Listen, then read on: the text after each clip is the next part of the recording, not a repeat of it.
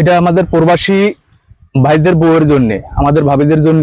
হয়তো আমরা এর আগে একটা ভিডিও আপলোড দিছিলাম, হয়তো ওখানে আমি কিছু কথা বলছিলাম। আপনারাও হয়তো এই ভিডিওটা দেখবেন, দেখলে আপনারা মন খারাপ করবেন না। এটা একটা পারিবারিক শিক্ষা, অথচ আমাদের এই অনেক ফ্যামিলিতে এই ধরনের কাজ হয়ে থাকে, অথচ আপনারা মন খারাপ করবেন না। আপনাদের উদ্দেশ্যে বলবো যে দেখেন, আমাদের ভাইরা প্রবাস জীবনে এতটাই সহজ না। প্রবাসে যায়, এরা সারাদিন ভরা কাজ করে আসি, এরপরে নিজের পাক করে খাইতে হয়। এই পরিশ্রমের টাকাটা, এই কষ্টের টাকাটা আপনাদের কাছে পাঠানো হয়।